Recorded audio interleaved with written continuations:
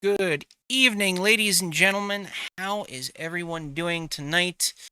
Today is the 3rd of August. Welcome, August. I guess we got through July after all of this shit that happened last month. It's amazing that we're all still alive. Hey, so today we've got our main topic, an overarching theme, the problem with Trump. And I'm sure that some people will get pissed off just hearing that title, and I don't care. Joining me today, we of course have our always here, except for when he got married, our dirty Frenchy Frenchman, our friend from the Great White North, that Soviet state of Kanukistan. Please say hello, Dale. Good afternoon, everyone. As always, I'm here from the terrible land of Canada, coming to you live from Montreal. Welcome to the show. And then joining us from the former Soviet state of Serbia, our resident Serbian, Mali. Please say hello, Mali. Hello, I'm coming to you live from the lithium mines of Serbia.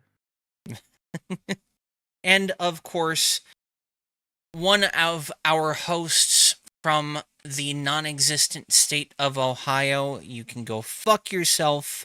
Please say hello, Mike. See, the problem is that I have a really cute Australian that I'm fucking, so I guess that's not an option. Well, I tell you what, after hearing this shit the past 2 weeks that I've heard about Ohio, specifically y'all's state Supreme Court, you don't deserve to be a state. So we can get into that a little bit later. Trust me. I will let him have it.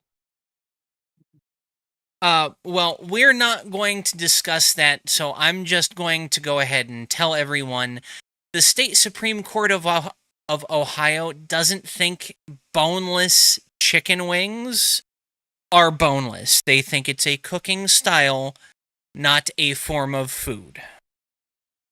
That's retarded. I mean, I can understand it, I What? guess. I just want to explain something to everybody. The current sitting governor of Ohio has a brother that sits on the Supreme Court by the name of Patrick DeWine, and well, let's just say everybody fucking hates the DeWines.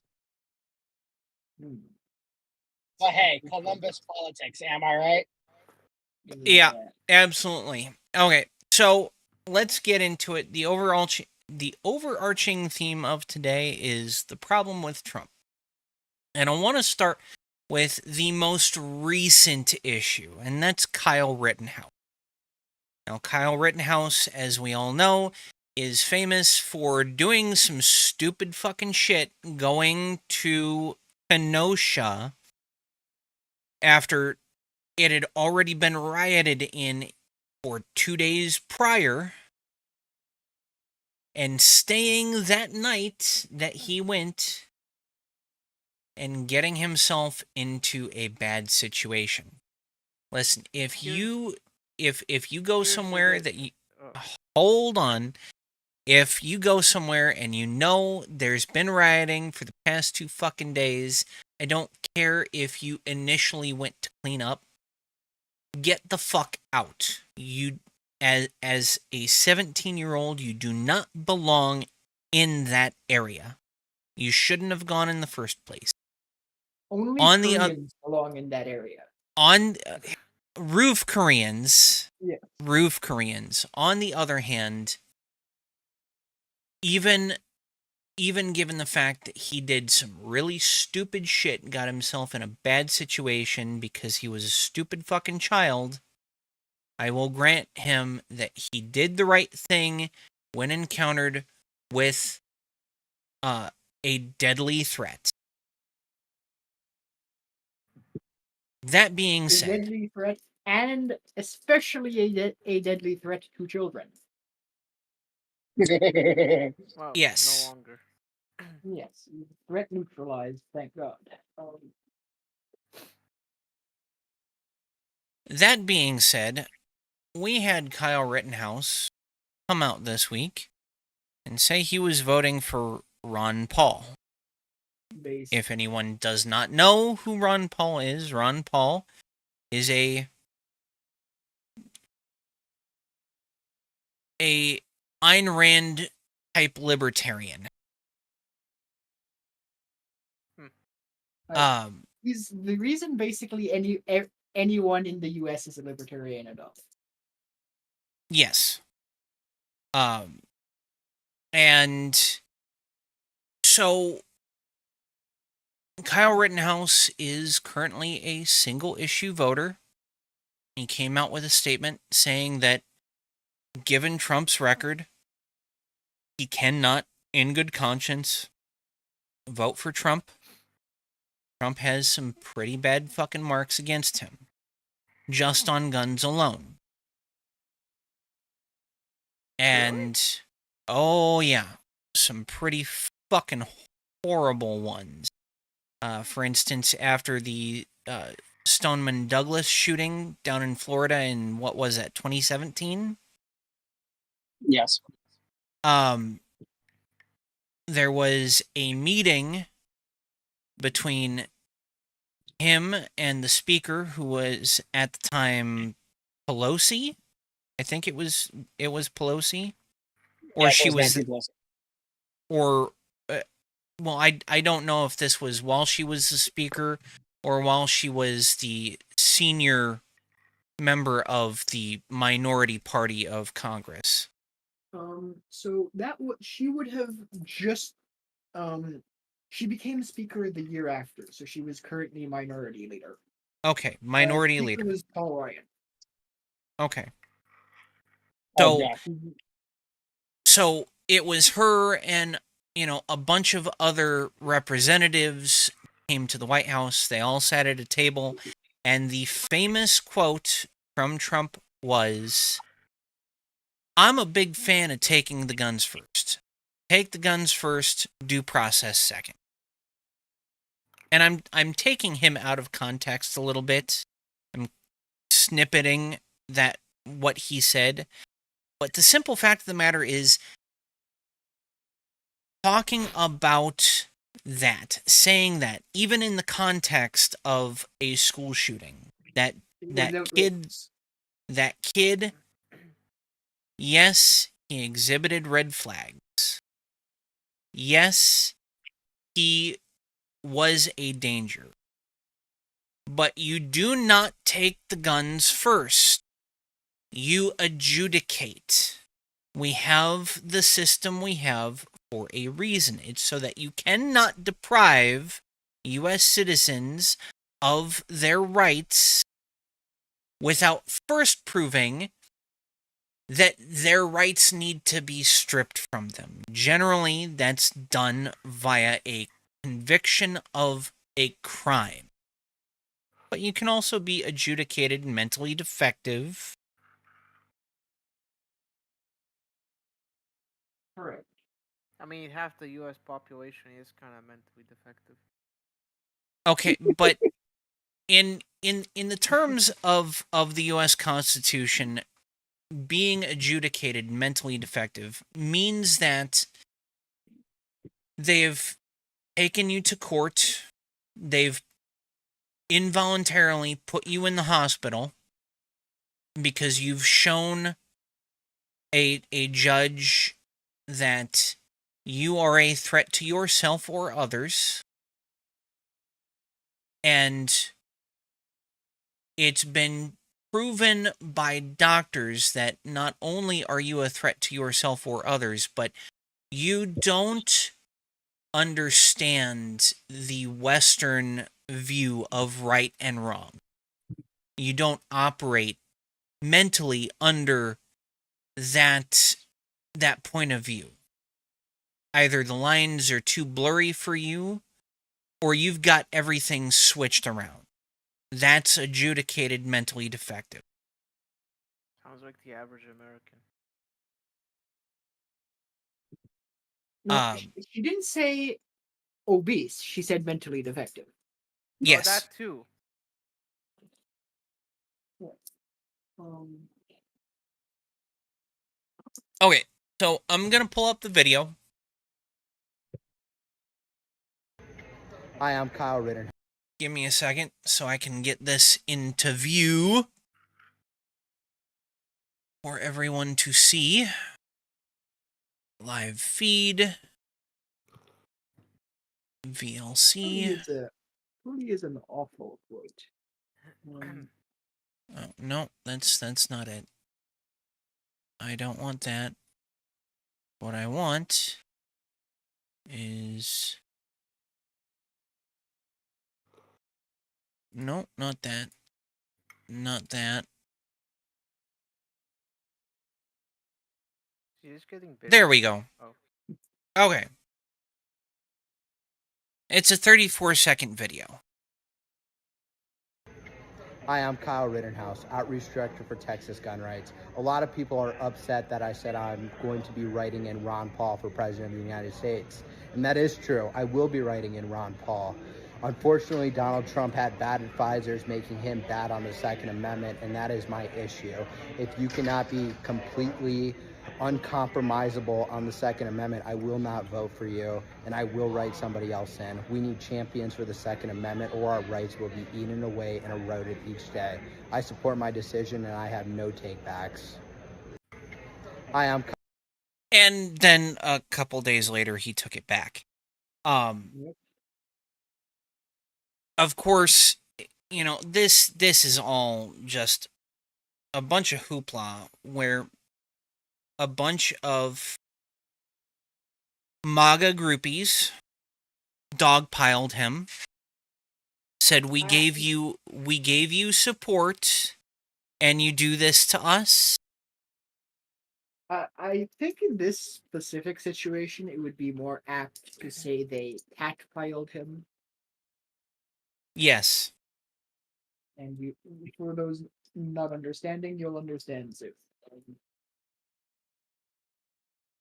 So there were some notable tweets that that caught my eye while doing my research on this today. This is the first one. And put that up. Kyle Rittenhouse's decision not to vote for Donald J. Trump is akin to someone whose family was tossed in the gulag, joining the Bolshevik Party, or a Jew voting for the Nazis. It's a decision born either out of total idiocy or bribery. Are you stupid? Yes.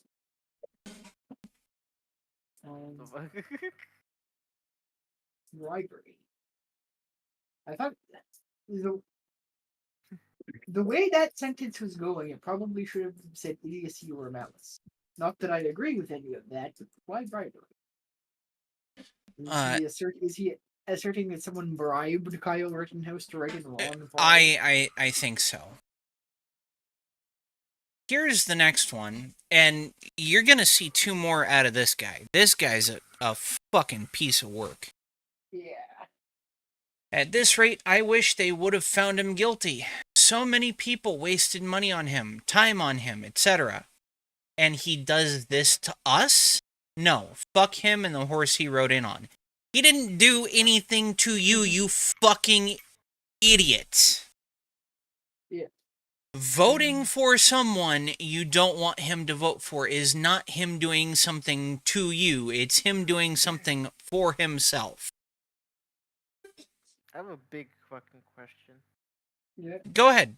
Why is it that like American people are like always it's so big on democracy and shit, and then when someone they don't like, you know, states something, they're like, fuck democracy in the fucking course you rode in on, you know? Partisanship mostly. Yeah, well, me and Stunner were talking about this today. It's collectivism. And Stoner asked me a good question. Asked, what's the difference between community and a collective? And I'll pull up what I said to him. Give me a second here. I'm not going to put this in the video, but so he said, just out of curiosity, what's the difference between a community and a collective? I said, a community is a group of people that acknowledge their similarities but also recognize their differences and allow those that are different in the community to maintain their individuality. A collective has zero tolerance for differences.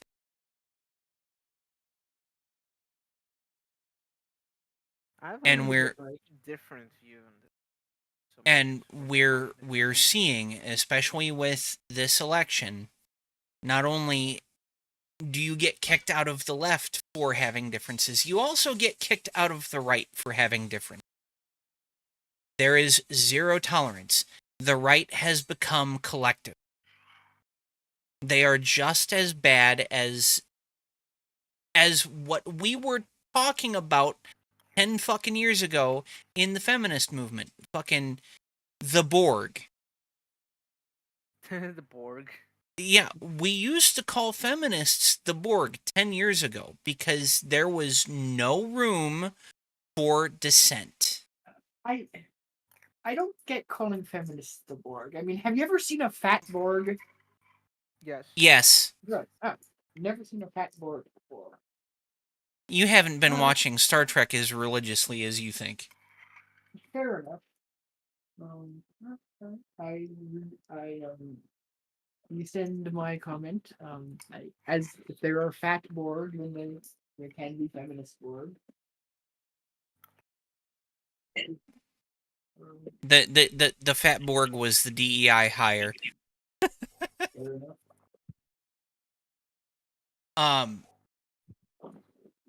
Okay, so we're getting collectivism on the right, and collectivism is not the way to go. You want people to have differences. You don't dogpile people until they agree with you. That's a fucking bullshit. You don't win opinions that way. You simply just cause fear.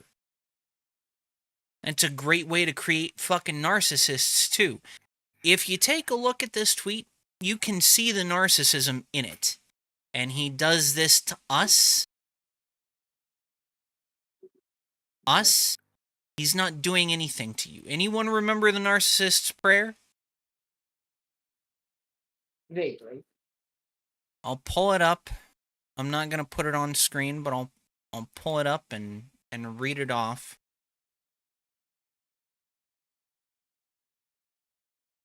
So, the narcissist's prayer. That didn't happen. And if it did, it wasn't that bad. And if it was, that's not a big deal. And if it is, that's not my fault.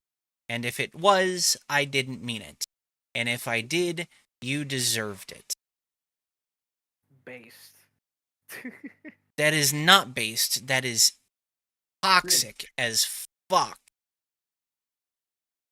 Or I think to put it in a more in a term that's been used more recently, it's weird. Yes, it's weird. Really? But it's not actually weird because it's so fucking common to run into people that are either narcissistic by birth, so they have narcissistic personality disorder, NPD, or they were abused by a narcissist and they have narcissistic abuse disorder, in which they exhibit the exact same traits of a narcissist. It's dangerous. This is what I had to get away from when I lived as a Jehovah's Witness. Because those sorts of fundamentalist cults, they breed narcissism.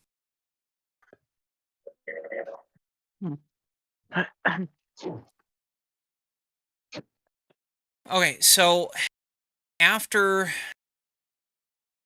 an onslaught of just complete fucking asshole, Kyle comes back in.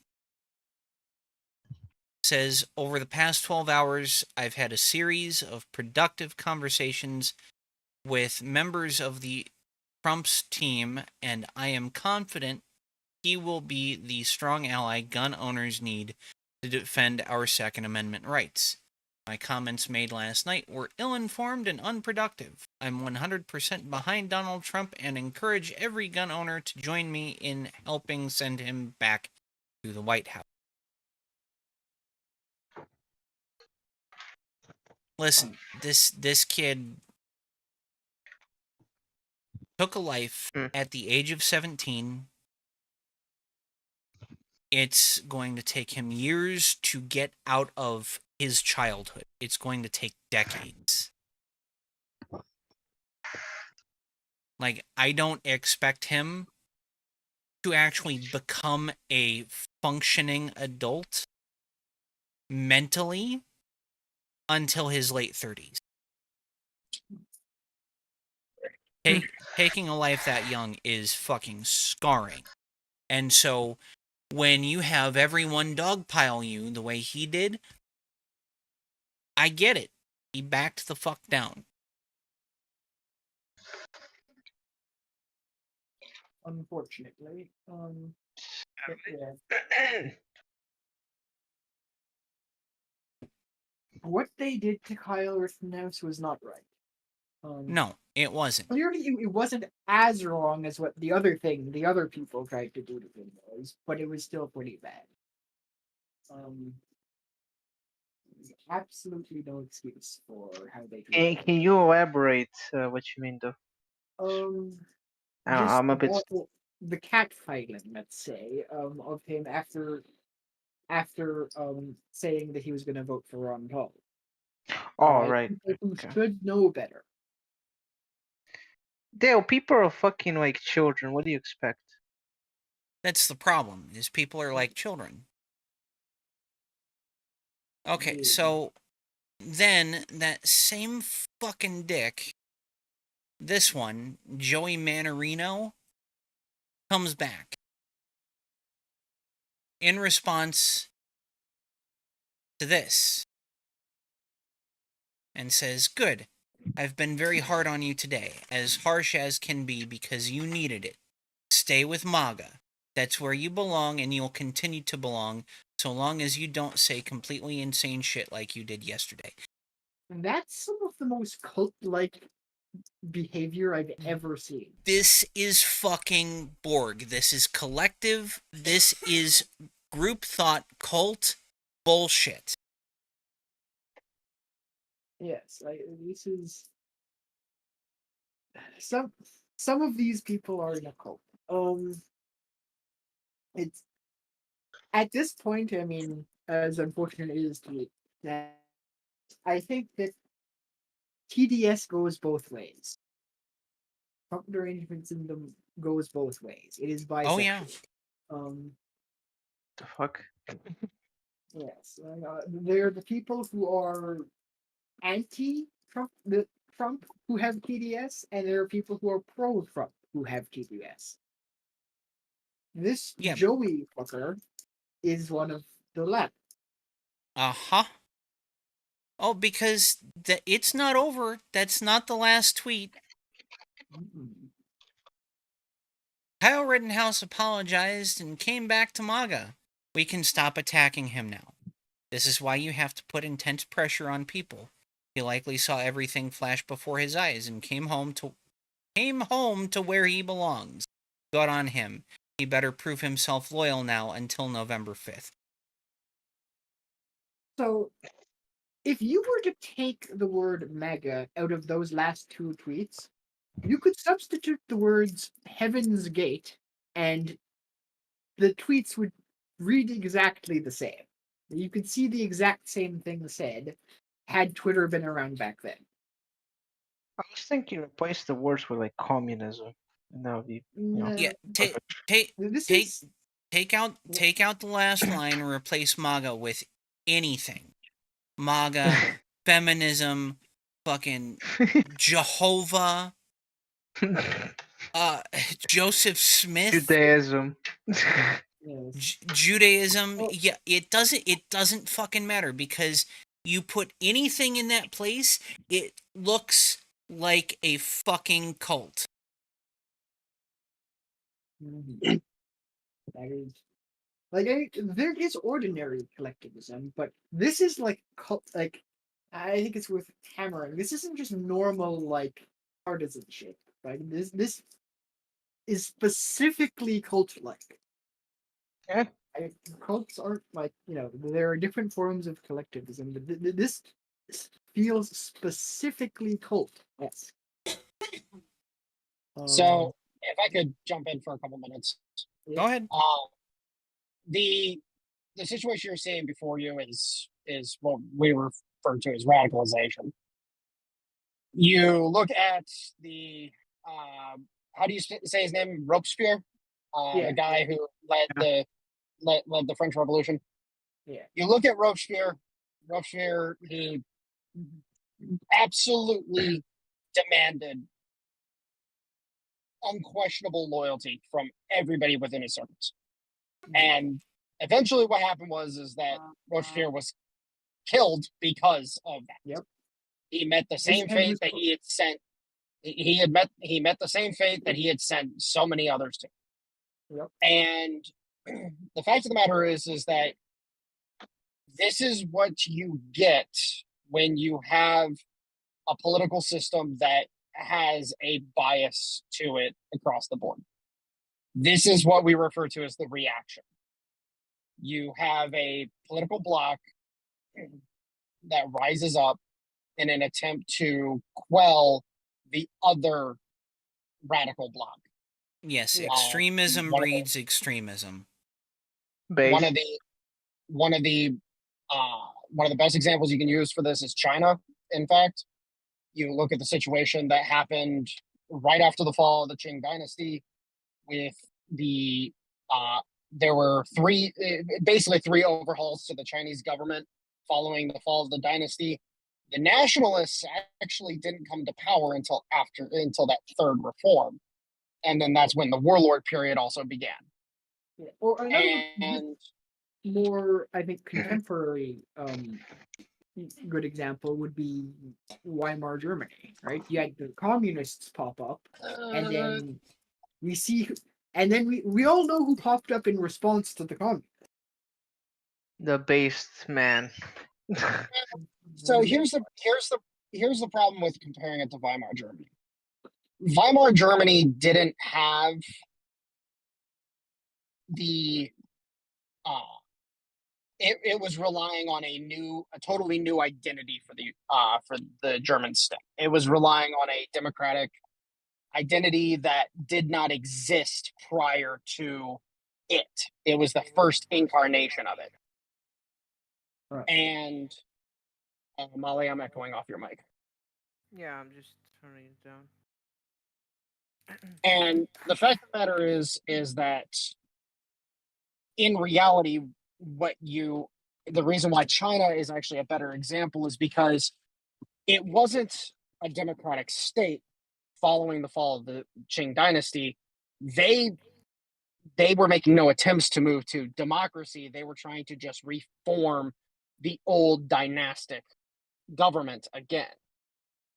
Now, in regards to the US, we are trying to reform the old government that we had previously prior. And basically what you have is you have the New Dealism government that has existed since the 30s, and we're trying to get before that and reform the government into the government prior to the New Deal government. And the problem is that it's breeding the utmost issues, because eventually this will lead to conflict, like just open brazen conflict in major ways. Now, in regards to Rittenhouse's initial statement, it was retarded. The facts of the matter is that when you actually look at the situation with Trump when it comes to guns, first off, what did you guys expect? He's a fucking New Yorker. He owns Yep. firearms, but if you look at the firearms he owns, They're very particular. They're very New Yorkish. I didn't know You know, Trump he actually owned any guns. yeah, he's got his Smith and Wesson revolver. He's got a semi-auto. I don't remember what make and model it is. But you know, It looked like another he's Smith and Wesson. okay. But the point is that he's very New Yorkish. Hey, I don't need that big rifle. I don't need that small little rifle. I don't need the fucking 50 cal. He carries, mind you, he carries a gun on him at all times as well. Oh. He actually carries two.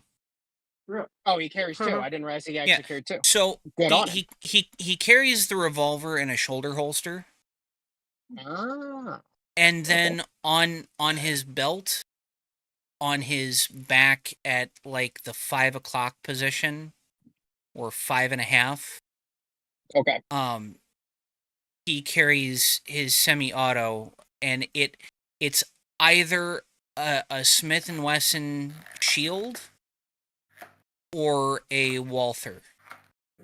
Okay. But the point is that he's very New Yorkish when it comes to his VO guns. He's like, I don't need any of that big shit. I just need shit to be able to pull out on the subway when somebody tries to fucking mug me and shit. Does that mean Now, he's technically a FUD? yes, Yes. he by all He definition, is totally yes, a he is FUD. Now, It does sound like one. now, when it comes to the Second Amendment, you have to gauge the opinions of what the Second Amendment truly means. And that's the thing, is that we have allowed the Second Amendment to be redefined so heavily since the Reconstruction era that things have finally gotten to the point where, had gotten to the point, I should say, had gotten to the point where in the 60s, 70s, and 80s, they were like, oh, you don't need to own that. You don't need to have that. Oh, you don't need that. They finally had redefined the Second Amendment into this very malformed, runt that was doomed to die. And luckily, within recent years, we've been able to start reviving it to the point where now it's like, okay, yeah, it's actually got some teeth again. Well, and The- there's something to be said about the fact that, hey, people didn't have the same ability to communicate that we do now. And so people were fucking oblivious to what was going on around them. Correct. It is definitely much easier to convey information now than it ever has been. yes. I mean, back in the 90s and early 2000s, I didn't fucking watch news. My parents did. That was the only way they knew about anything going on in the world around them. Yes. And Now- before that, for my dad, it was radio, and before that, for my grandfather, it was newspapers. Yeah. And so what you end up having is that luckily Trump has started surrounding himself with the proper people. One of the best examples I'll give you, especially when it comes to the Second Amendment, is that he does have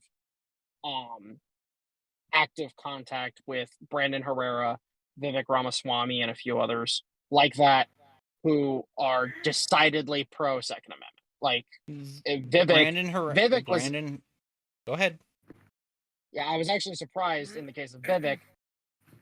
I didn't realize how pro Second Amendment he was, but we're talking like I'm not saying he wants to go off and buy an oil rig and form a PMC or anything, but pretty damn close. I've said it before and I'll say it again. Brandon Herrera is not pro 2A. He is pro 2A for him and his ilk. I disagree. But the point is that you have a mass. Oh, sorry. Go ahead.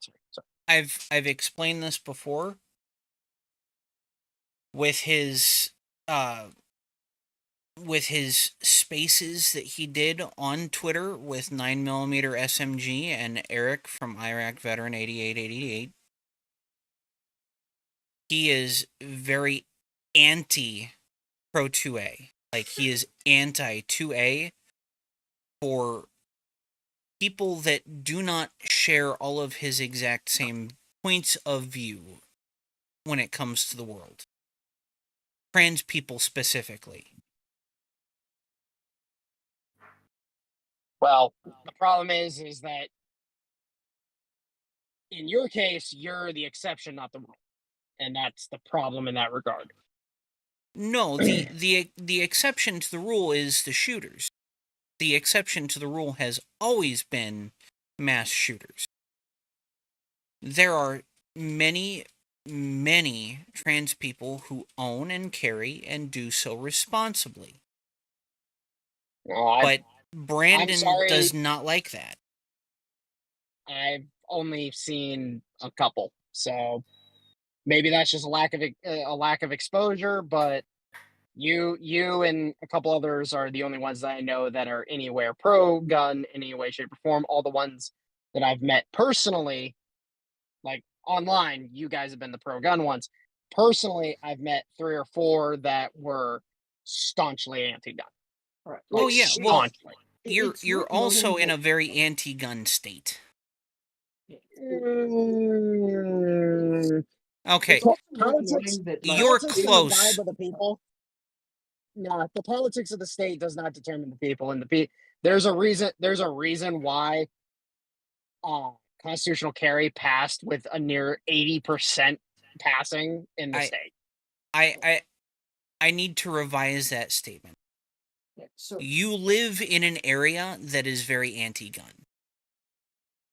An area of the state. The state itself is pro-gun. The area you live in is anti. Yeah, I would say Cleveland, kind of. Akron, not really, but I get what you're saying. it's also worth noting, just when we're talking about people who are either in Erica's space, who are either pro or anti-gun, like, the loudest people that you always see the most of are the activists, right? That those are especially online. The people you're gonna see the most are the weird freak activists. The I'm not ones gonna that disagree with that. don't want They're you the to be able to loudest. have your rights. Yeah, they're the loudest. They're also the most openly insane and Marxist. But I repeat myself. But they are not indicative of more normal people. They're weird freaks. Right? There are a lot more normal people who suffer from gender dysphoria than there are the weird activists. Based. Well, and what it comes down to in the case of Trump is that he has started to have people around him that are incredibly pro 2A. And as the time has gone on, he has shifted very heavily on the issue because he's starting to get different points of view. And as things continue, I think he'll become he'll be generalistic. He won't be, my level of 2A, but he'll be very generalistic to the point where it's like, you know what? I need a dragon to fight the other dragons, so I'm gonna side with the dragon that's more inclined with me than not. And that is the key crux of this in why Rittenhouse's initial statement was stupid. Because Well, it's but like it wasn't. You can say it was stupid, and to an extent, I think the way he phrased it was stupid. But what he was trying to get across is the fact that you had someone screw you over once. Fool me once, 100%. I understand. shame on you. Fool me twice, shame on me. I'm not going to be that person that gets fooled a second time. No, I understand that perspective, and yes, you are correct in that regard. But again, the message was, and again, as we established earlier, you're allowed to fucking vote for whoever the fuck you want. Yeah. It doesn't matter. And the reaction is the radicals. You know, that Joey guy, Uh-huh. Oh, that dude is Robespierre. He is Robespierre through and through. fucking And Caesar. that kind of dude, I wouldn't even compare him to Caesar, because at least Caesar had some good ideas. But in the case of that guy, I'm putting him on the guillotine personally, because it's like, no, you're a problem. You're a fucking issue. Now,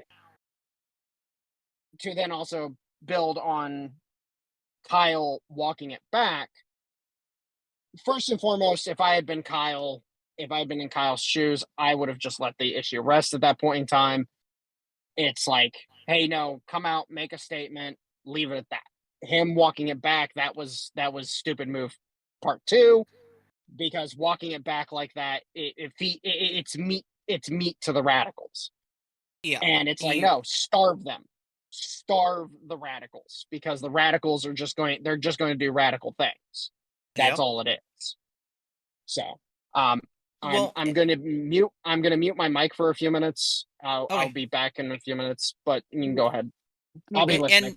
And we've talked before about how do you beat a narcissist. We've talked about it when it came to Steven Crowder, along with many other people. How do you beat a narcissist? You take control away from them. In this situation, it's don't even give them control. Kyle is still young. Kyle has not figured out, hey, if people start bombing my post, maybe I should just fucking mute the post. Or mute the extremists. He hasn't figured it out yet. And that's fine, but he needs to figure it out fast. Now, I wanted to bring up this last tweet. This was while he was still trying to defend his position. He retweeted someone else. I'm not dead. And the response from Cat Turd. Yes. He said, we must begin. He said, we must hold all politicians to the same standard. And Cat Turd said, after what all the Trump and Trump supporters did for you, unfollowed and forgotten. Excuse the fuck out of me? You think Trump and Trump supporters were the only ones that helped him? I've never fucking liked Trump. I'm an accelerationist. I want to see shit burn. Just because I voted for Trump doesn't mean I'll fucking support him. It means I wanted to see shit burn. I wanted to see people lose their fucking minds for 8 goddamn years.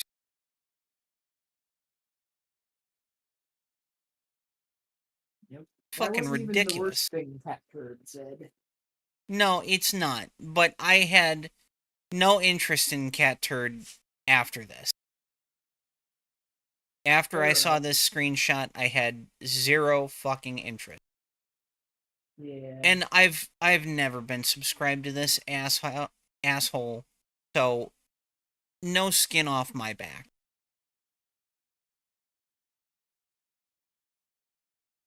It is unfortunately a bit of a lolcow at this point.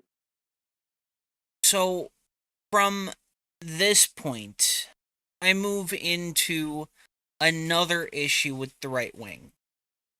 The staunchly right wing. Robespierre is, and Stoner asked in the chat, who's Robespierre? Robespierre is the guy that led the French Revolution. Yeah, he's the guy who chopped it. He's the guy who started guillotining everyone, and then ultimately got guillotined himself. So, the staunch right wing, you know, people who are very pro thin blue line, I give you Candace Owens. Of course, Give me a as I have second said- here. So this is on the Sonya Massey issue. And for anyone who doesn't know who Sonya Massey is, she was a woman living in Illinois who suffered, I believe, from schizophrenia. I don't know that for sure. Don't quote me. Don't at me on that. But she had some mental health issues and she called the police because she thought she heard someone outside of her house trying to get in. And when the police showed up, they went around her house. They didn't find anything.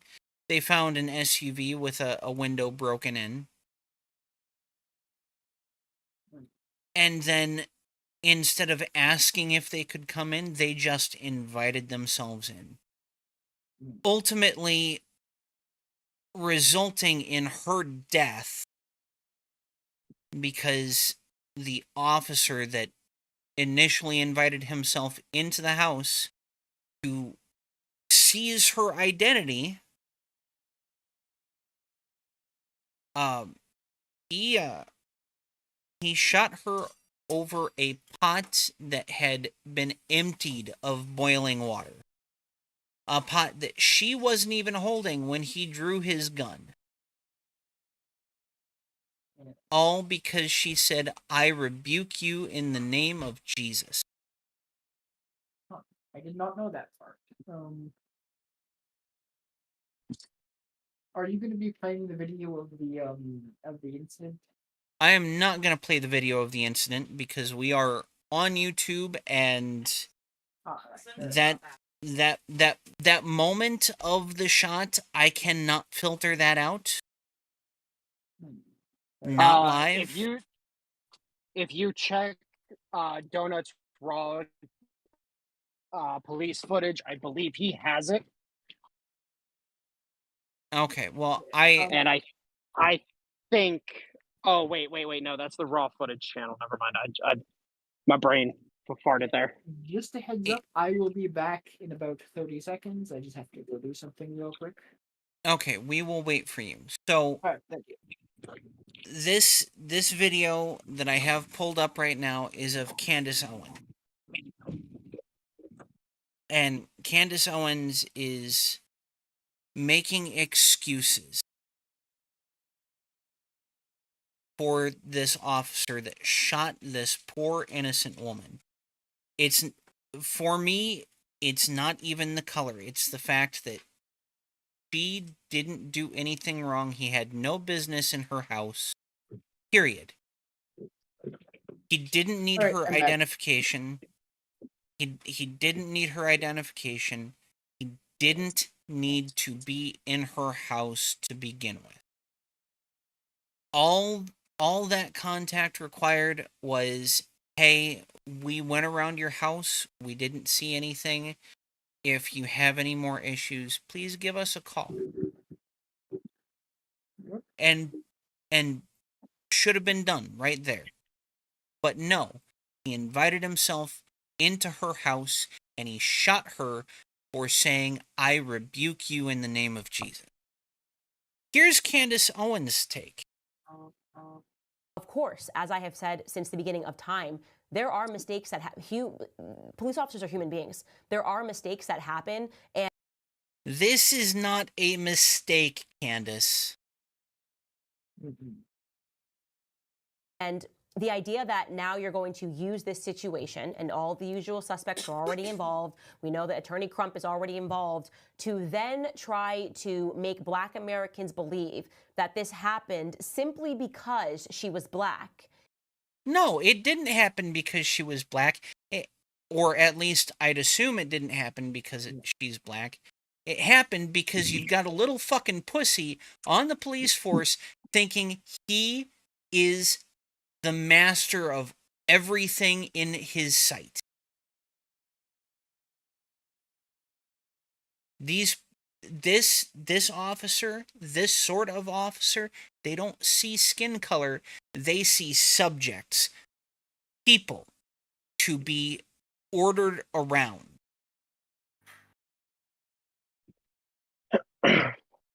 Is pointedly ridiculous. So I am saying to Black Americans today, do not take this bait.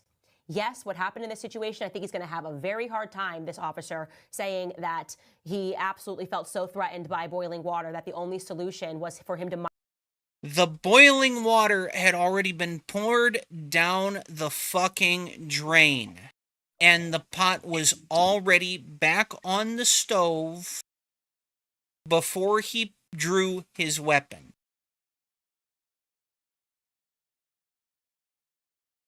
mindfully say, I'm going to shoot you in the face, and that's what he did. I think that's going to be a very steep hill to climb. But the reaction from Black America cannot be exactly what they want. There is a reason that whoever is in control of Joe Biden's account instantly tweeted about this, okay? It's because they think we're stupid. They think we're emotional. I think that we always respond illogically and emotionally, and that it's an easy way for them to shore up votes by saying, oh, look, forget that we've destroyed everything around you and that we got you to burn down your neighborhoods, burn down your neighborhoods in 2020. And then obviously stole a bunch of money because none of that money actually went to making your neighborhoods better. And so now those communities are desolate. Forget all of that because look, another video. And this means racism is back, and vote for us because we're going to show you how emotional we are. And that's exactly what Joe Biden did. He tweeted this on the heels. He wrote. So the tweet says, Sonya Massey, a beloved mother, friend, daughter, and young Black woman, should be alive today. Sonya's death at the hands of a police officer reminds us that all too often Black Americans face fears for their safety in ways many of the rest of us do not. Well, Candace is right in that, as I believe you said as well, it's not a race issue, and she's right about. I think I'd say she's right to criticize Biden for trying to make it a race issue because it's an issue. It's just not a race issue. Yeah, And so attempting to make it a race issue for political points is bad. Stoner says Candace is a Black female Ben Shapiro now. So I'm just gonna make my statement about this. Owens is not incorrect in her statement whatsoever. The issue really comes down to what I looked up and found out about the guy in question. He was discharged.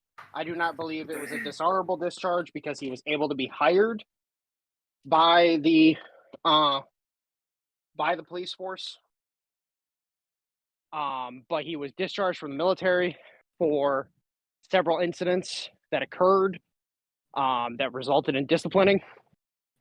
Two of the incidents specifically were DUIs, and then there was a follow-on incident that I wasn't able to get any details for. That would require a FOIA request in order to be able to get that information. But the fact of the matter is, the dude shouldn't have been a cop. And this was a failure of leadership more than anything, because that dude should not have been on the force. Per the information that I was able to find, he had been on 6 other forces within like a 2-year period. So back in what was it, 2010 that you were thinking about joining the Marine Corps? It's 2013. 2013. So back in 2012, 2013, when you were looking at joining, did you ever learn about the types of discharges you can get from the military? I knew about honorable, dishonorable, medical, general, and there was another one. Okay, so there's less than honorable. Thank you. There's 5. There's 5 types. 2 of them are other. They're 2 of them are general. Yeah, which is the general discharge, and then the less than honorable discharge. Well, there's honorable. There's general under honorable. There's general under other than honorable. There's bad conduct, and then there's dishonorable. Bad conduct and dishonorable can both be felonies, but generally, if you get a bad conduct discharge, you had too many misdemeanors on your record. You can get misdemeanors under general, under other than honorable, and under that, you can still be hired pretty much anywhere. So if he got discharged for DUIs and he didn't get a bad conduct discharge, that means he got a general under other than honorable discharge, and that's why he got hired. Because he Well, could again- still draw benefits. So, Well- what are the consequences of other than honorable? Are there any, or is it just not a? Is it just like a? You if you're discharged after your 3 years of active service or your equivalent to 3 years of active service, you get all of your benefit. If you're discharged before that 3-year mark, you're not seen as a veteran in the eyes of the federal government, and so you cannot draw benefits. You don't get,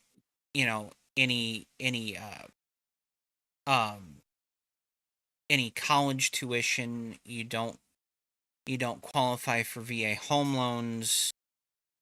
None of that shit. You don't get disability.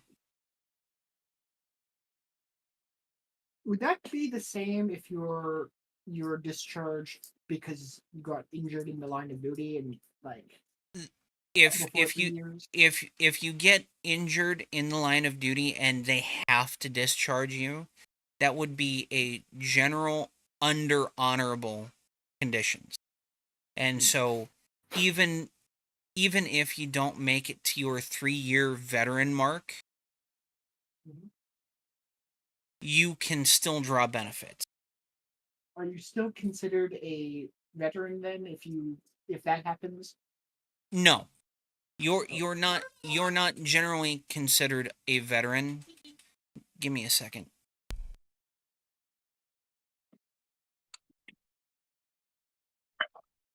Oh,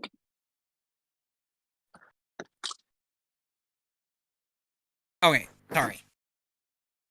So you're not technically considered a veteran, but you still get veterans benefits because you were injured in the line of duty.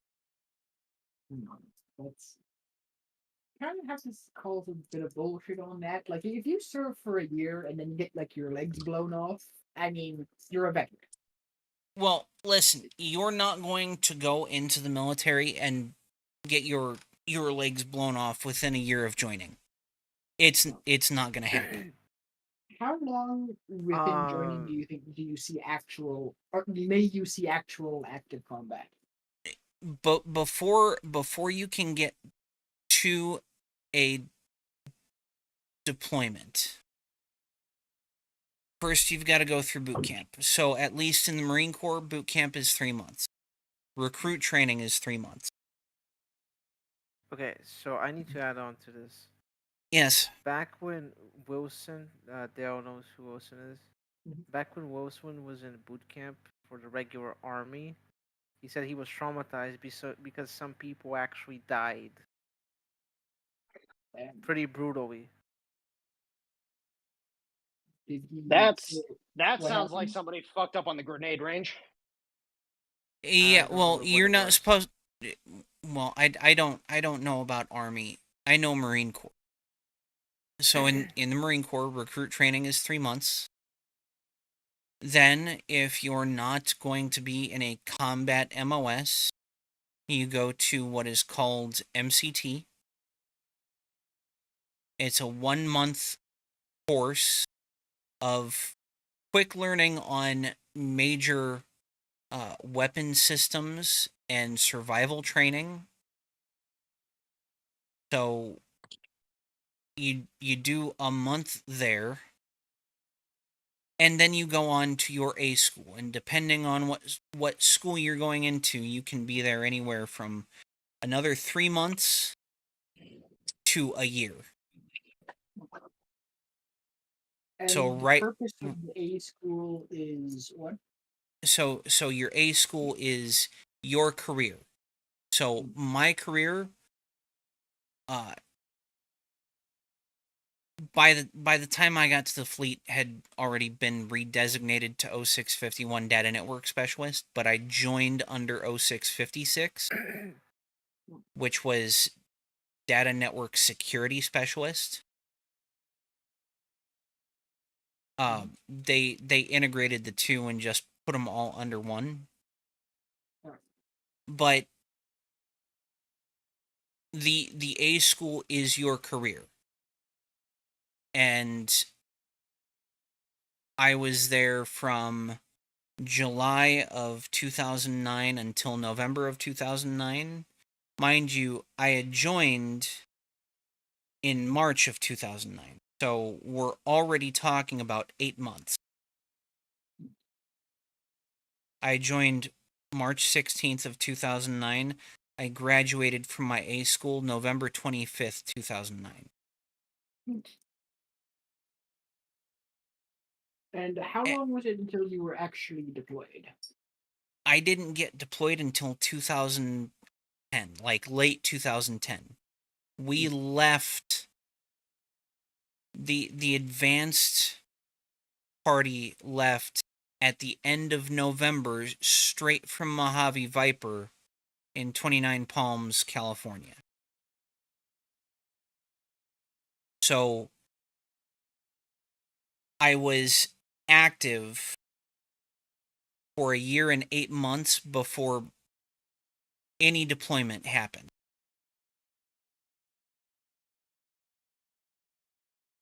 When you go through the Marine Corps, basically you've got to get through your A school before you can get to a unit, and you have to do a full deployment workup. You cannot just go on one field op and they'll say, "Oh, hey, you're deploying tomorrow." There are standards that they have to have you meet. If you get there, if you get to your unit a month, 2 months, 3 months, 4 months before the deployment, they're not going to let you go. They're going to put you in the remain behind element, and you're going to be sitting on working parties the entire time your unit is deployed.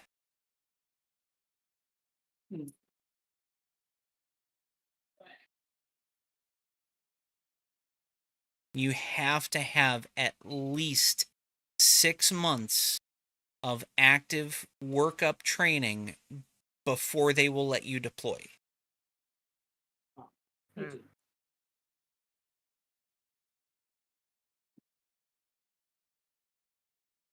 So then you're very much not likely to see actual combat until for a while. Yeah.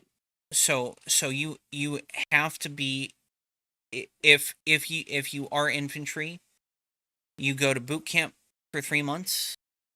You go to ITB for 3 months, which is the infantry training battalion. And then you go to your unit. And it can take up to 2 weeks to get dropped into your unit once you get to your duty station.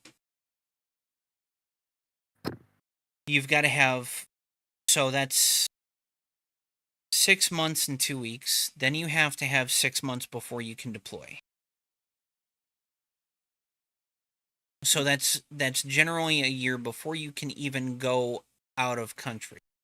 Then once you get into theater, you're not actually in theater.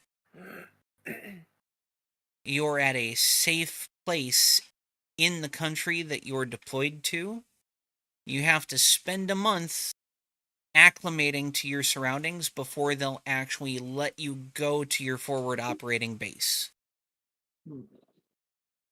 And that month is spent acclimating, going to a nearby fob that is also safe, going back to the original place that you were, and you just shuffle back and forth until that month is up, and then you go to your fob. So you're already looking at a year, 1 month, and 2 weeks before you can possibly see combat.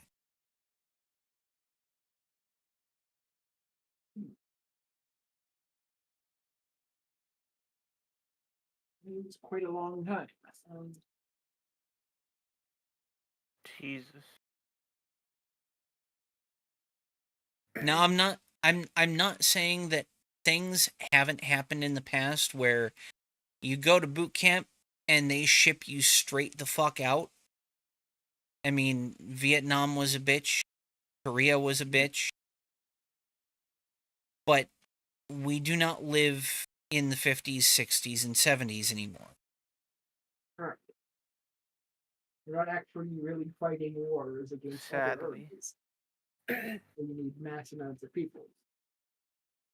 Okay, so let's go ahead and continue this.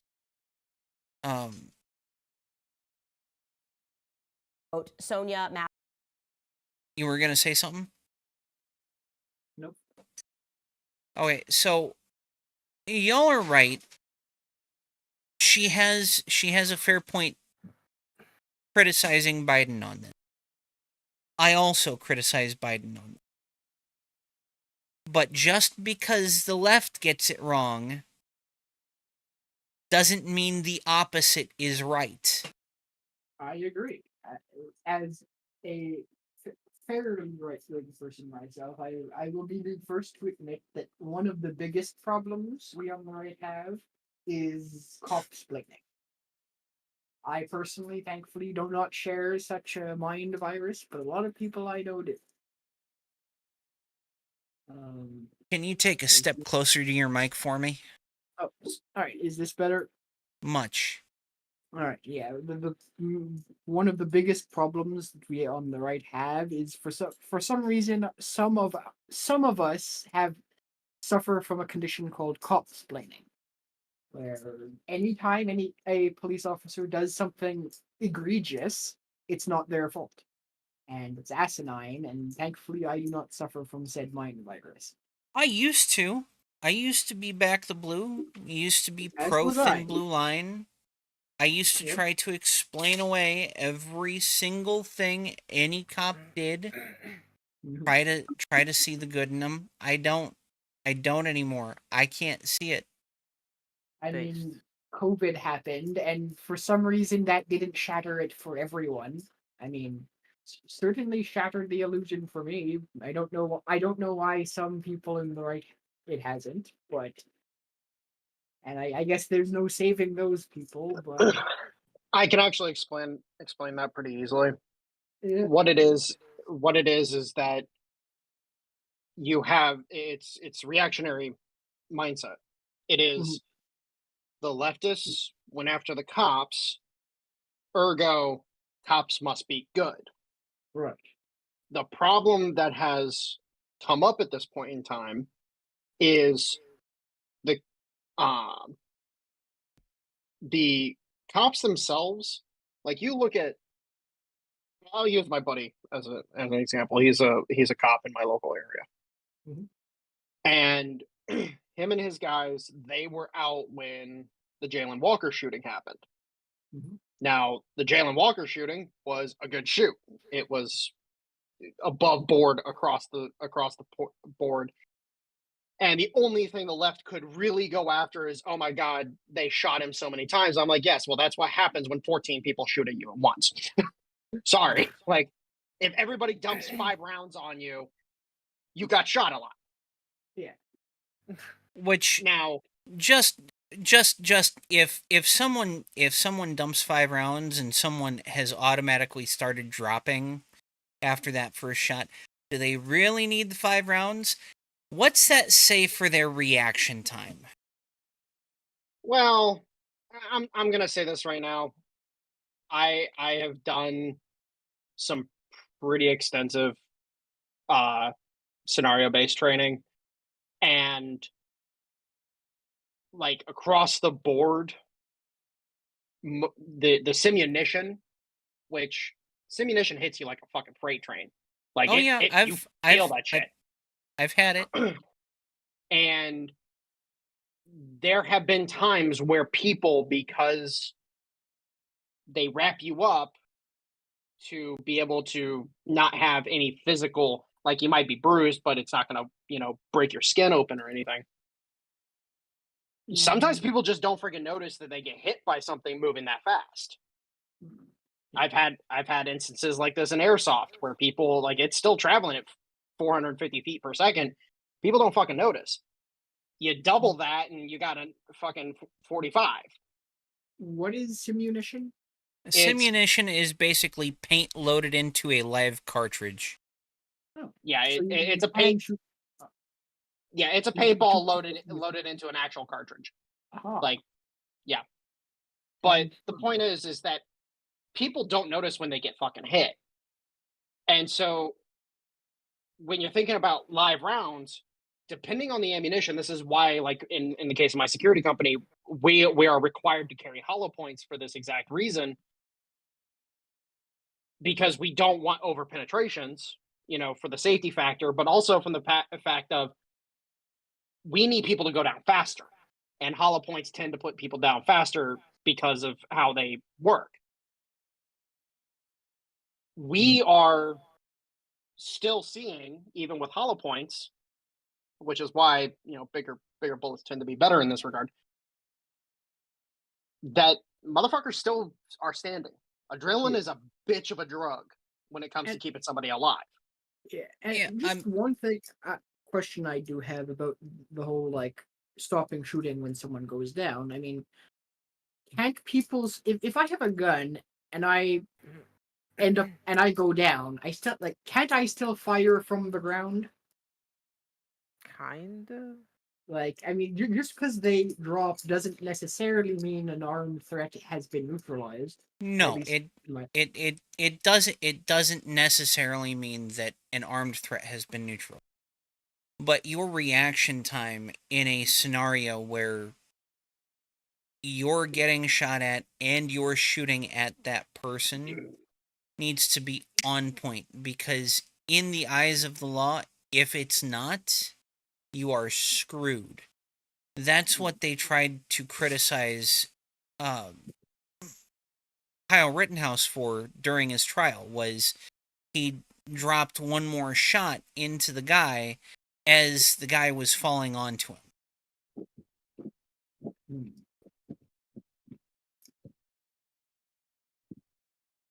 Fair enough. So it's more a let's just say a legal strategy than specifically like it's more of a cover your ass sort of thing than it is a um neutralizing a threat sort of thing. Like, Yeah, mostly. So, understandable, especially in places with Soros prosecutors. so again, Biden should be criticized on this. The left is wrong. This should not be made about race. This should be made about innocent woman, bad fucking cop. That's it. Cop had no business in her fucking house, had no business seizing her ID. They should have left. Yes. But let's continue with the bullshit that is Candace Owens. Massey, a beloved mother, friend, daughter, and young black woman, should be alive today. Sonya's death at the hands of a police officer reminds us that all too often black Americans face fears for their safety in ways many of the rest of us do not. Sonya's family deserves justice. I am heartbroken for her children and family as they face this unthinkable and senseless loss. Jill and I mourn with the rest of the country, and our prayers are with Sonya's families, loved ones, and community during this devastating time. Okay, again, I agree with Biden on this second part of his post. Mm-hmm. Yep. Needs to be prosecuted.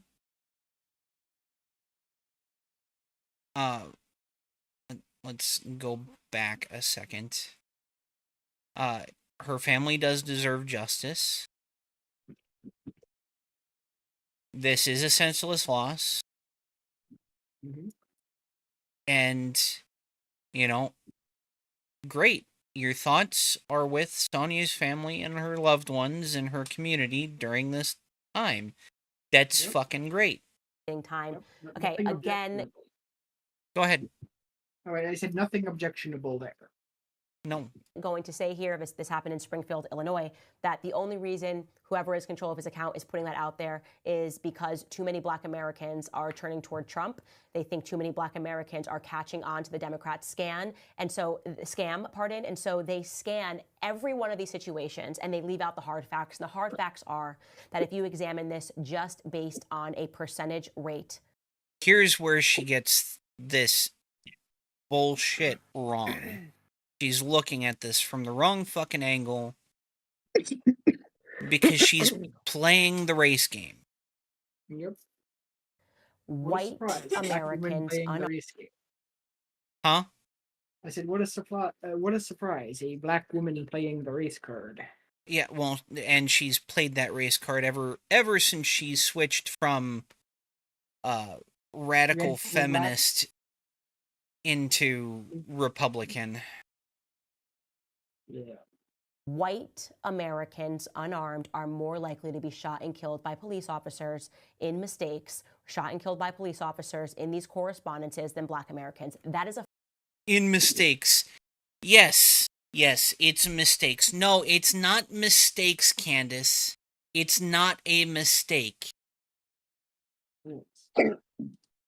It's a willingness to kill because they're stupid. Stupid or scared, most likely both.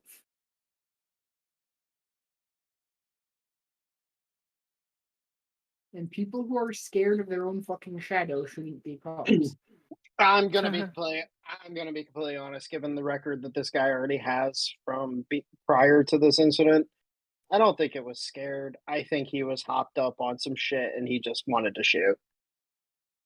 I I'm agree. gonna be honest. I agree. Like I said, the pot was down when he drew his weapon, and he drew his weapon because she said, "I rebuke you in the name of Jesus." I'm not even fucking religious. There is nothing wrong with what she said. I also want to draw a comparison to the little tangent or a little line from this to the little tangent that we had based on his history. He was only in the military for a year and a half or something like that, like a year and 8 months. He spent the majority of his time fucking training. That motherfucker, he wanted to go on deployments probably. I don't know what his MOS was, but he wanted to go on deployments. So more than likely, you got a very amped up, pissed off individual that got pissed off that he got fucking booted from the military like he did, and that's why he was jumping around departments like he was, because he needed to find a department. In this case, this screws over that county sheriff, because he finally found a department that was willing to put up with his bullshit, and then now you have this. Yeah. a fact. It is an inescapable fact. There's no way to examine the statistics and not come out with that understanding, okay? And they don't want you to know that. There's never been a time ever on his timeline where he has shared anything about a white person being killed unarmed by a police officer because it doesn't feed their narrative. So stand. Yes, Not Candace. incorrect. The statistics do show that white people are more likely to get shot while unarmed than black people. You know why? Because white people make up the majority of the fucking country. Mhm. That's a guaranteed statistic, Candace. Mhm. That's fucking common sense. I don't have to look at the statistics to know more Well- white people unarmed are shot than unarmed black people. All right. Was she speaking was she per capita or not? Because it's possible she could be meaning per capita. Even per capita, the simple fact of the matter is, when you look at where people gather, Mhm. the Oh. the the data shows that black people generally live in more urban areas. Right. More Which white should be people way live more private. in rural areas. And Right. so you cannot compare urban to rural areas. True. You have to compare 1-to-1. In Yeah. a 1-to-1 scenario of urban areas, it's fairly consistent to demographics. In Chicago, per capita, the I mean by race, shot by police, it's the exact fucking same. The same proportion of white people that there are in fucking Chicago get shot by police, and the same proportion uh of black people in Chicago get shot by police. It's the fucking same. And I don't mean the number per capita. I'm talking about the ratio. So Right. if you got 80% white people and 13% black people, 80% of the people that get shot that are unarmed by police are white, and 13% of the people that get shot by police that are unarmed are black. Mhm. The fucking same. Now, on a national scale, it's different. On a national scale, it's different. But we're talking, you have to do 1-for-1. You have to compare Chicago to Chicago. You cannot compare Chicago to fucking Des Moines, Iowa. You cannot compare Chicago to fucking Lincoln, Nebraska. Right.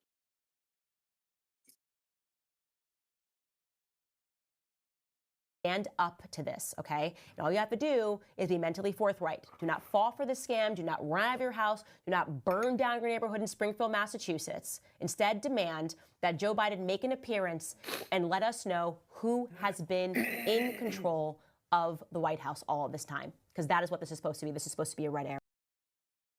He can't answer. He like the dude has no comprehension. Why would anyone demand anything of him now? The guy has been out of it for 4 fucking years. What the fuck are you thinking, Candace? This is the most useless drivel I have fucking heard this week.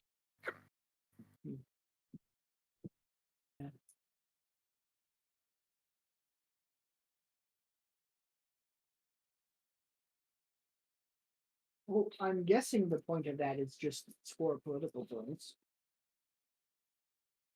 Demand something from someone that you know is fucking being abused. Like, we already know it's fucking elder abuse. Yeah. Oh, We've is it- known for the I- past 4 years it's fucking elder abuse. And is it really elder abuse when the elder wants it? It's not like Joe Biden. It's not like Joe Biden didn't want to run, right? He was kind of forced out, right? He's been a. But is it really elder abuse if the elder in question is a power mad sociopath who Listen, who by desires to continue holding on to the power? by the time that he had started running, even in the primaries for the Democratic Party, Mhm.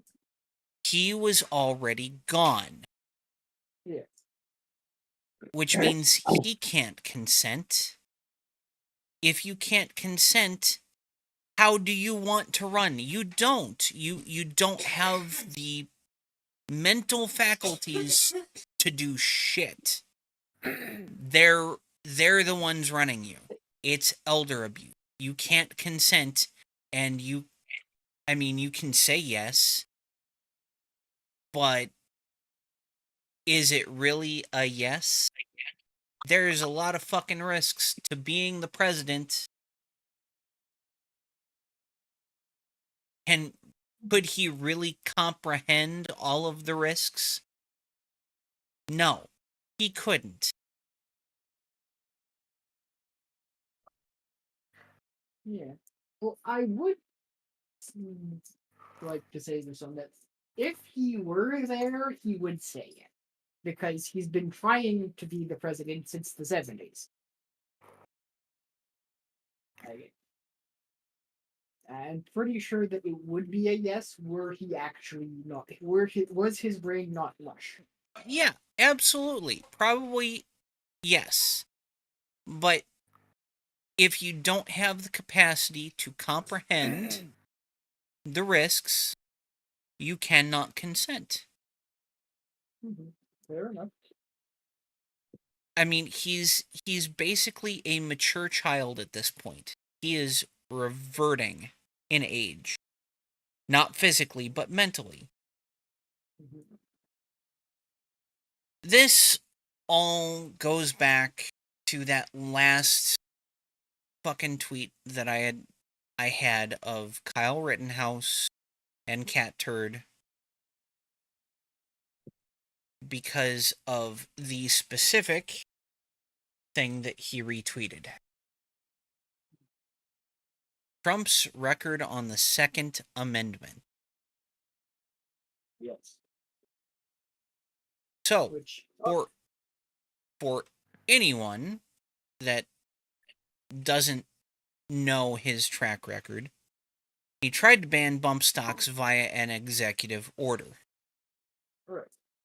He signed the Fix Nix bill to expand prohibited persons' faulty database. He supported red flag gun confiscation, aka take the guns first, go through due process second. He supported raising minimum age to purchase firearms. He wanted it to be 21. He told British TV he was going to seriously look at banning suppressors and ignored legislation to deregulate suppressors. He supported the TAPS Act.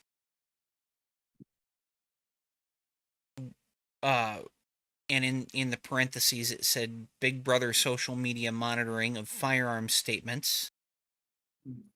He supported expanding background checks registration with Toomey and Manchin. He quipped about wanting to terminate parts of the Constitution, which he still fucking does today.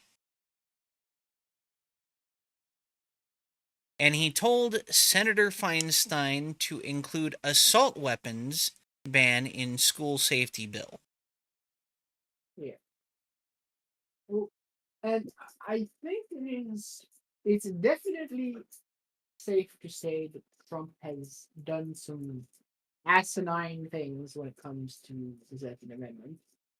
But I think it is also fair to say it's been a mixed bag because were it not for Trump, we would not have gotten Bruin, right? If Hillary Clinton was elected president, Bruin would have been likely gone the opposite direction because when before Trump was president, there was a 4-4 split on the Supreme Court.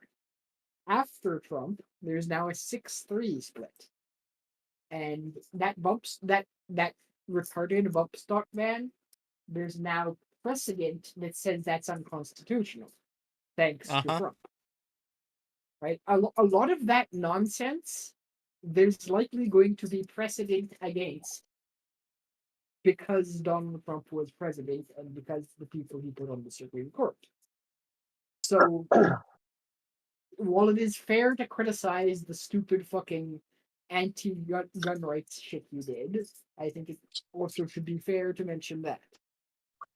Well, I would also mention in the case of the bump stock ban, it's also being used to remove the ATF's regulation of forced reset triggers. Yes. And there's also some other stuff that's going on that is further going to, hell, at this point in time, suppressors are most likely going to become deregulated. Yes.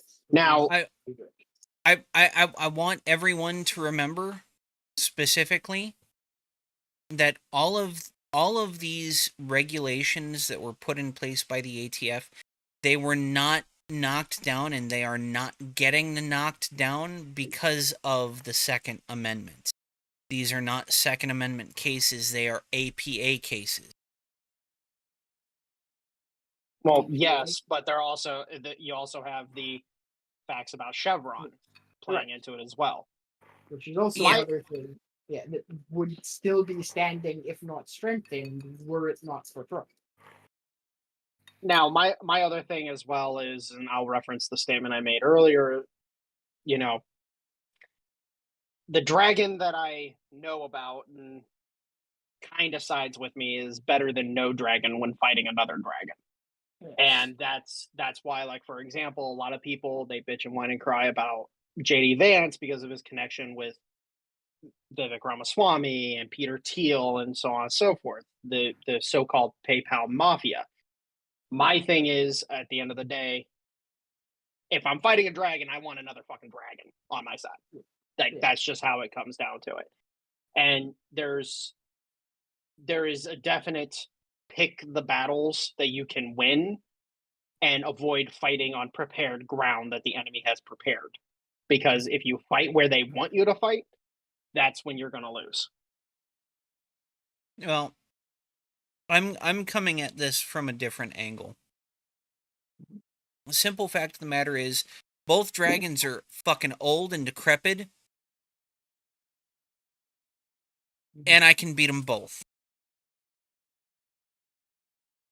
It's true, but you know, I would like to make note that in the case of dragon lore, the older the dragon, the more powerful they are. I said decrepit.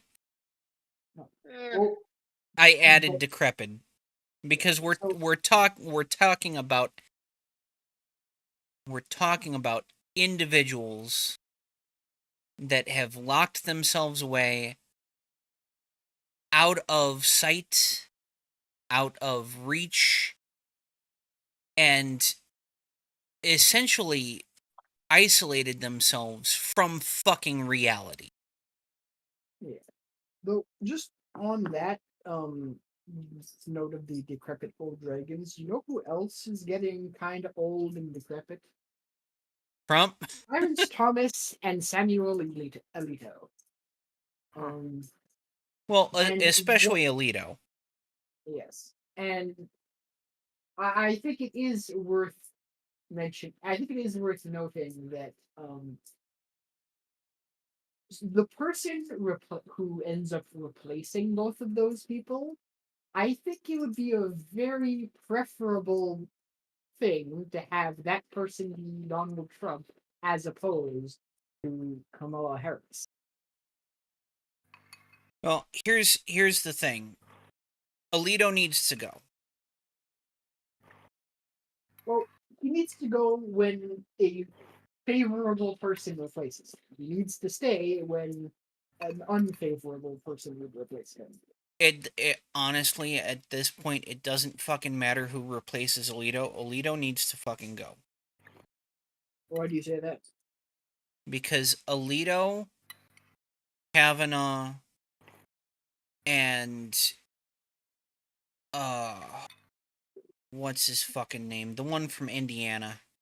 Gorsuch. Gorsuch. Those three absolutely bit the bullet. Just pulled absolute shit out of their asses over the Rahimi case. Now, granted, Rahimi, bad fucking dude, one of the worst cases to bring in front of the Supreme Court if you're trying to argue in favor of felons owning firearms. Which But was the Rahimi case again? The Rahimi case was a guy getting charged with possession of firearms while being a felon. But And what was the ruling? the ruling basically ruled in favor of keeping the law the way it was. He's quote unquote violent and should not be allowed to own firearms. And they likened the they likened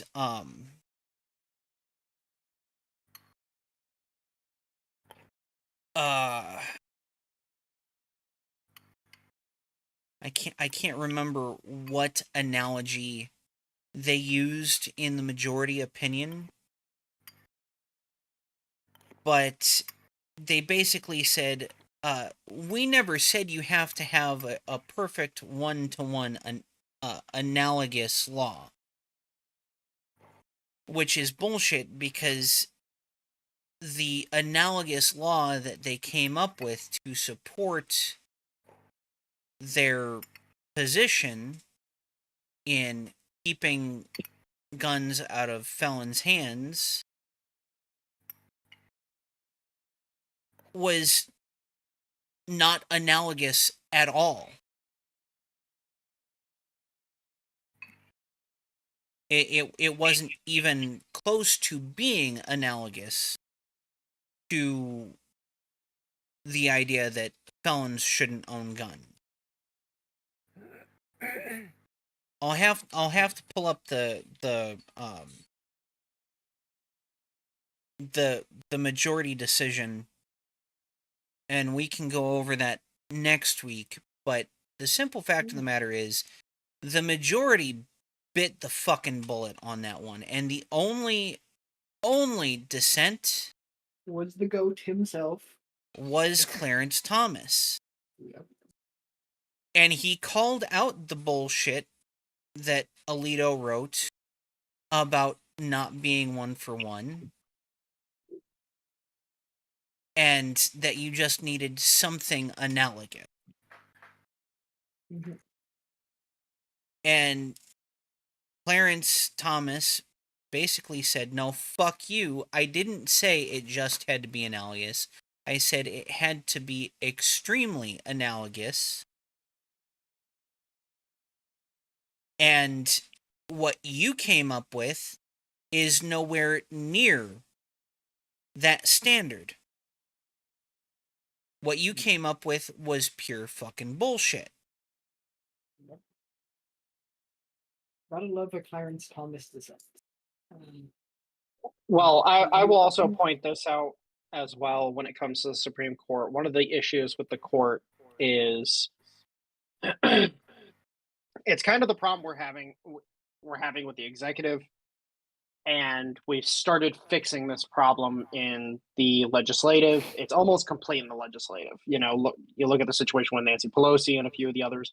They're stepping down at this point in time because they've lost their footing completely and they can't regain it. Eventually, the process will be complete. But this is younger leadership that is more in line with the actual day is needed. For example, Ketanji Brown is actually a really good justice in this regard because she's in line politically with the modern day left. And I would say that makes her a very bad justice. Huh? I'd say that makes her a very bad justice. He's talking about certain issues. Well, no, my point is you may not agree with her, but she is in line with the modern day. Whereas all these other justices, the only one that's been ahead of his time the entire time he's been been on the bench has been Clarence Thomas. There's him and Scalia, they were ahead of their times when it came to interpreting the law. And so across the board, you're going to have these issues where, like, for example, you look at the situation that is going on here in Ohio. There are several cases that I am aware of that are making their way through the courts because of weed being legalized. Hey, these charges on all these people that have been charged with possession of marijuana need to go the fuck away.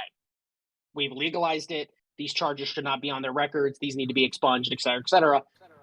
And attacking, and this is my big thing personally, is attacking it from that angle is actually the proper angle to attack it from.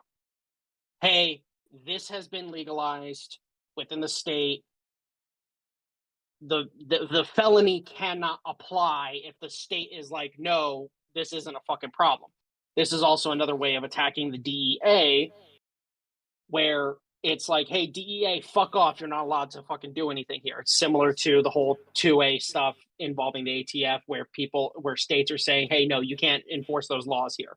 Texas and Missouri, Kansas kind of dropped the ball a little bit, but Texas and Missouri.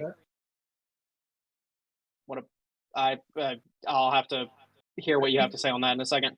But in the case of Texas and Missouri, they have straight up said, no, if you make or buy a suppressor that is made in the state of Texas or Missouri, you do not have to have a tax stamp for it because it's made and kept here in this state. Fuck the ATF. And the ATF is trying to get that fixed, but now with Chevron dead, the ATF can't do anything about it. Yes. So just my point about Alaska. So the Texas and what was the other state you said? Missouri. Yeah, Texas and Missouri. Those are kind of recent, and they're very good. But those are kind of recent decisions. Whereas Alaska has had for more than a decade now similar laws. So not sure if any of you know, but gun control is illegal in Alaska. Well, Alaska. I don't mean that like it's that gun control isn't like I don't mean there's no law that says you can't have a gun. I mean gun control is illegal. And they probably would lose in the courts if ever enforced, unfortunately. But if a federal office tries to arrest someone for reasons of gun control, that's a state crime in Alaska. Yeah, Well, they've tried doing something similar in Missouri already, and that shit got knocked down this year. Unfortunately, it hasn't got knocked down in Alaska though. If you know, one of the many reasons Alaska is the most based state.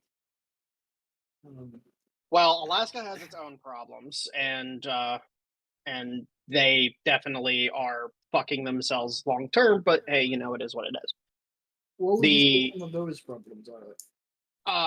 Their hesitancy to actually bring jobs into the state.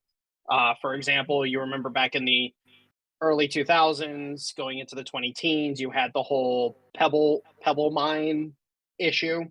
I'm maybe a bit too young to remember that. What was the pebble mine issue? Basically, the issue, to make it very short, basically a company wanted to open a pebble mine in the state. This pebble mine was going to be in a relatively secluded part of the state to begin with, but everybody raised hell because I was like, oh my god, it's going to destroy the environment, it's going to ruin the aesthetic of the state. And it's like, if you look into it, you realize, oh wait, this mine would have brought in over 1,000 jobs into the state in an area specifically deprived of jobs very heavily. There's another thing that's currently ongoing. The company is suing the state to allow for the opening of a copper mine because one of the largest copper deposits. Yeah, sorry. One of the largest copper deposits in North America has been discovered in Alaska. So much so that there was even stories in Russia of the media bashing the Russian government for selling Alaska to the U.S. That's how big this deposit is. Also, just one quick question. What is a pebble mine? I assume it's not a mine where they mine for pebbles. Actually, that's quite literally what it is. Really? Yes. Why is there a need to mine for pebbles? What do you use pebbles in? Concrete. I don't know. Yeah, mean pebbles? Molly, good job.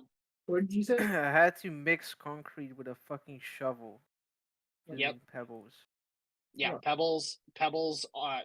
pebbles and small rocks are part of the composition of concrete mix, and it would have brought many jobs into the state. This copper mine, for example, the key thing about this when it comes to that state is it would actually be the first major economic development in the region that would actually help the native population hardcore, because they don't have really any job prospects where they're at, and this mine is basically smack dab in the middle of their territory. They're all about it, and they have joined the lawsuit against the state to get this mine open because it would be a huge boon for them. So Dale. basically, if you don't live in Anchorage, you're fucked. Nice. Yeah, Um, basically. What's Dale, that? I just wanted to tell you that I'm just gonna explain like how concrete works. Basically, cement is glue, and the pebbles are the foundation that the glue sticks to, and it forms, a solid structure.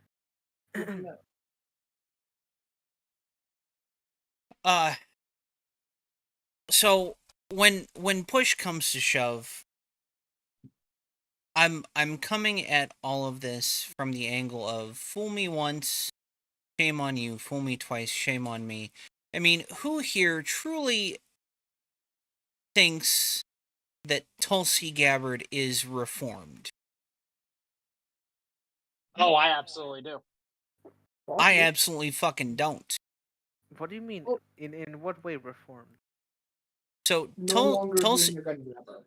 Tulsi Gabbard, throughout her entire political career, has always been a gun grabber.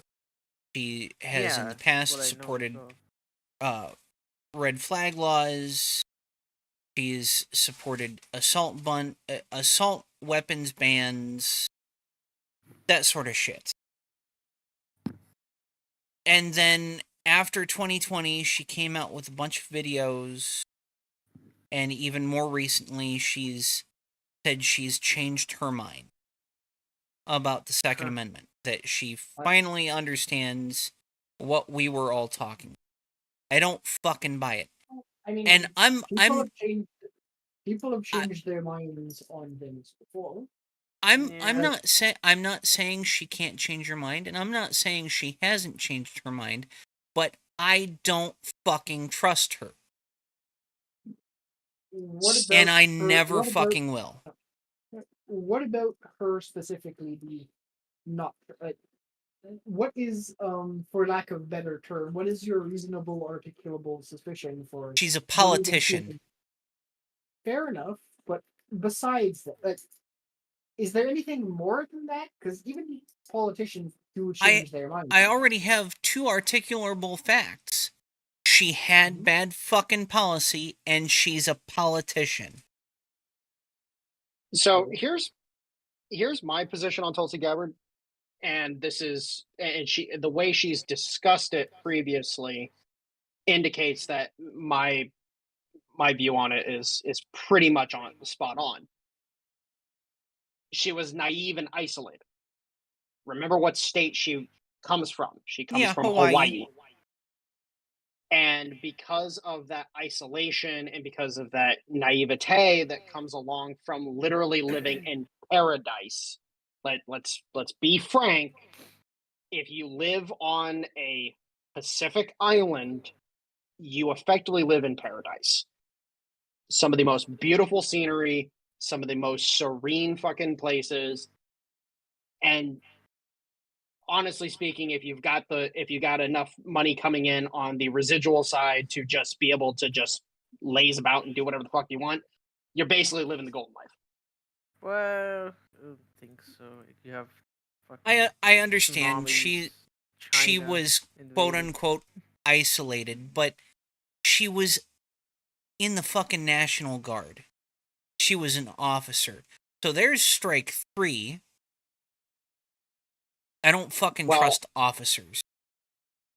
Well, and here's the thing what I have to say about that. Honestly speaking, I've met far more guys in the from the military that are anti-gun than they are pro-gun.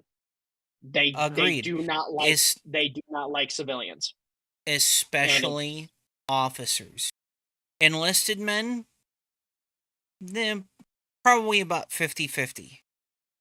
But when it comes to officers, it's just like the fucking presidency. You're breeding elitism.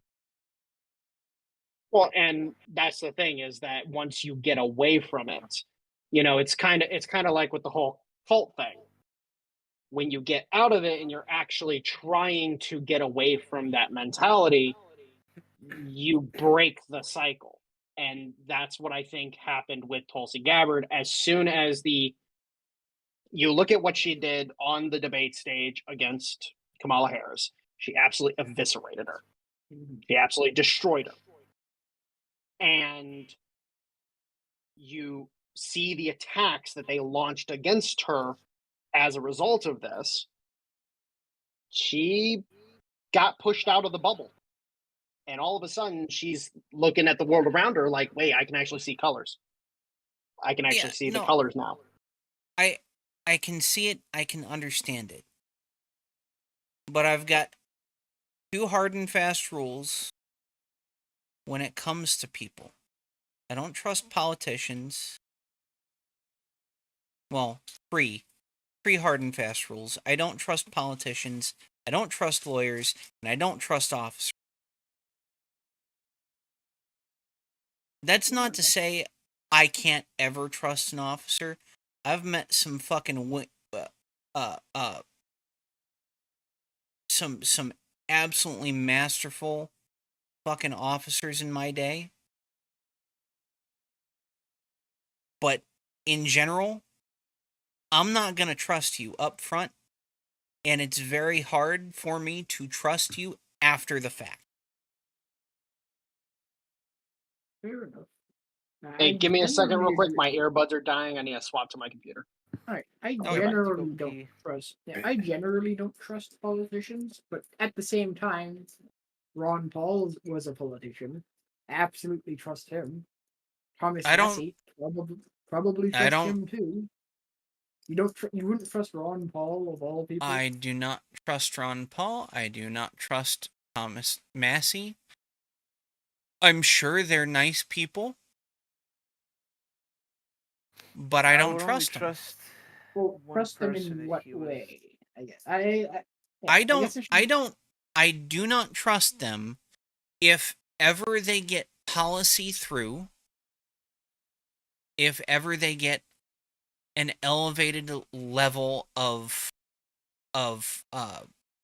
power in the government, I don't fucking trust them. I do not trust people who seek power ever.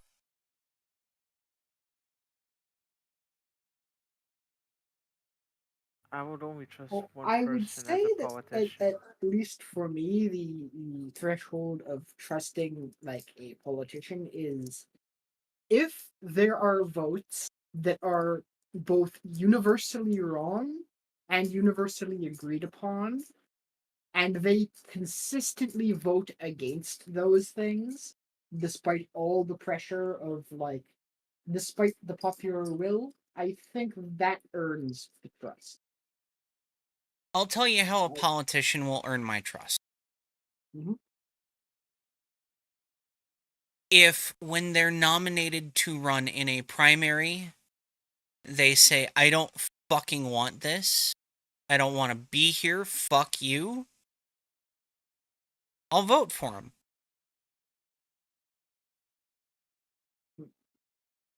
If they're not the ones that put their name on the ballot and they say, I don't want my name on the ballot, absolutely.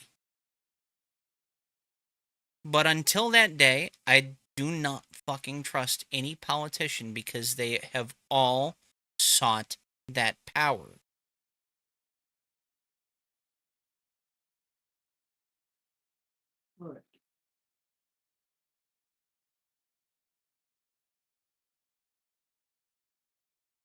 Power corrupts. Absolute power corrupts absolutely.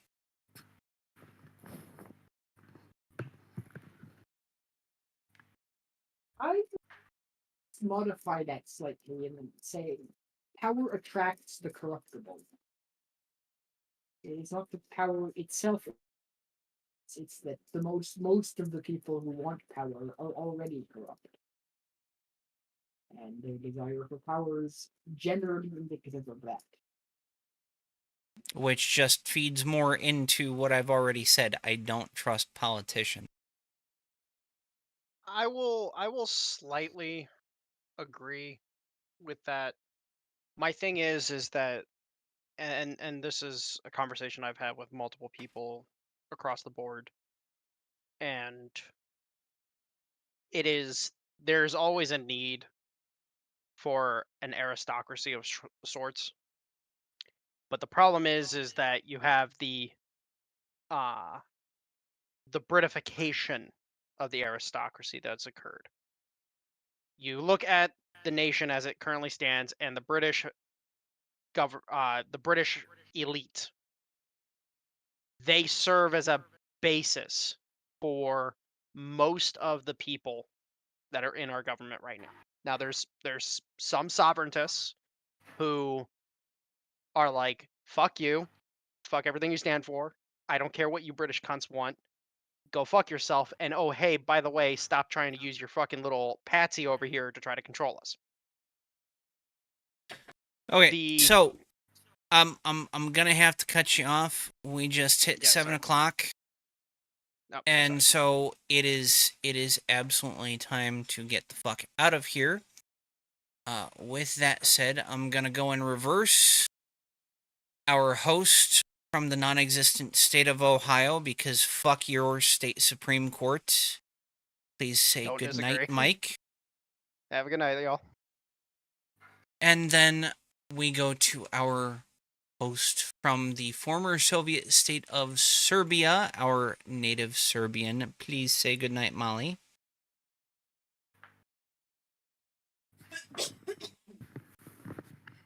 Molly, Hello. can you say goodnight? Good night. And then, of course, finishing us out, we have our dirty Frenchy Frenchman, our friend from the Great White North, the Soviet state of Kanukistan. Please say goodnight, Dale. Good night, everyone. It's been fun, and as always, au revoir. And with that said, we are going to leave you with the music, get this shit rolling, and get the fuck out of here. I hope everyone has a good night. We will see you all next week.